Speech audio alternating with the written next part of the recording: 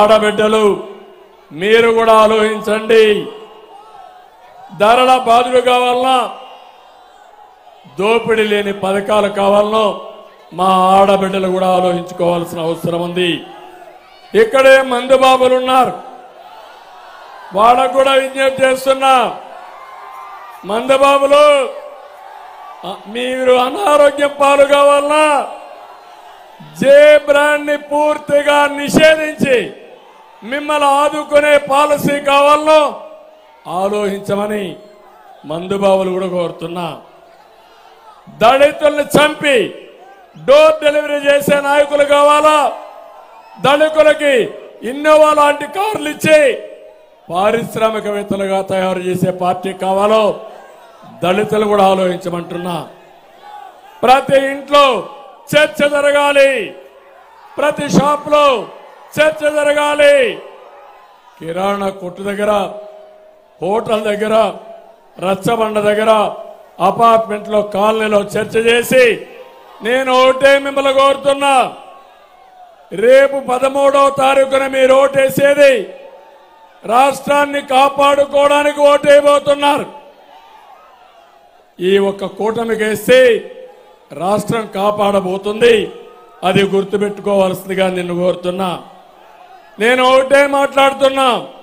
ఈ రోజు ఇక్కడ రైతులున్నారు. ఏ ఒక్క రైతైనా ఆనందంగా ఉన్నాడా తమ్ముళ్ళు చెప్పమంటున్నా. ఇక్కడే మంత్రి ఉన్నాడు, గోని సంచులు ఇవ్వలేని మంత్రి, పౌర సరఫరాల మంత్రి. అవునా కాదా? అందుకే నేను ఒకటే కోరుతున్నా,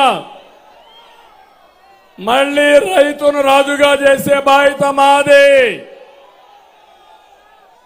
రైతుల మొత్తం ఆలోచించండి. ధాన్యం కొనుగోళ్లు చేయలేదు. నేను పవన్ కళ్యాణ్ గారు వచ్చి మీకు సంఘీభావాన్ని తెలియజేశాం, అయినా ఏమీ చేయలేని పరిస్థితికి వచ్చాం. ఈ రోజు మా యువతను కోరుతున్నా, తమ్ముళ్ళు డిఎస్సీ పెట్టారా? జాబ్ క్యాలెండర్ ఇచ్చారా? ఉద్యోగాలు వచ్చాయా? అందుకే అడుగుతున్నా. మేము వస్తానే మెగా డిఎస్సీ పెడతాం. మొదటి సంతకం మెగా డిఎస్సీ పైన పెడతామని మీ అందరికీ హామీ ఇస్తున్నా. ఇదే కాదు, మీకు ఉద్యోగాలు ఇప్పించే బాధ్యత మాది. ఉపాధి కల్పనకు ప్రత్యేకమైన శ్రద్ధ పెడతాం. ఈ ముఖ్యమంత్రి అంటున్నాడు 24 గంటల మీరు చూస్తే ఈ ముఖ్యమంత్రి చెప్పేది నేను పేదల మనిషి అంటున్నాడు. నేను ఒకటే అడుగుతున్నా, పేదల ఆస్తులు దొంగిలించుకున్న ఏకైక నాయకుడు జగన్మోహన్ రెడ్డి. నేను అడుగుతున్నా, ఈ రాష్ట్రంలో ఏ ఒక్కరైనా మీరు బాగుపడ్డారా అని మిమ్మల్ని అడుగుతున్నా. 5 ఏళ్ల పాలనలో మీ ఆదాయం పెరిగిందా అని మిమ్మల్ని అడుగుతున్నా. అప్పులు పెరిగాయా లేదని మిమ్మల్ని అడుగుతున్నా. ఖర్చులు పెరిగాయా లేదని మిమ్మల్ని అడుగుతున్నా. అంటే ఈ రాష్ట్రంలో బాగుపడింది ఒకే ఒక్కడు, అదే జగన్మోహన్ రెడ్డి.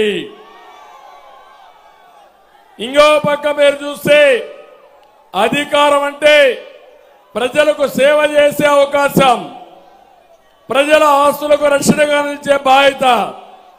కానీ జగన్ అనుకున్నాడు అధికారం అంటే దోపిడీ అని, ప్రజల సంపద కూలగొట్టడం అని చెప్పి ఆలోచనకు వచ్చాడు.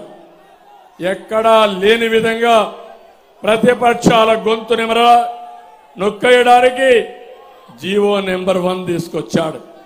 అంటే ఈరోజు ఎన్నికలు కాబట్టి, ఎన్నికల కమిషన్ ఉంది కాబట్టి నేను గాని పవన్ కళ్యాణ్ గాని స్వేచ్ఛగా మీటింగ్లు పెట్టగలుగుతున్నాం.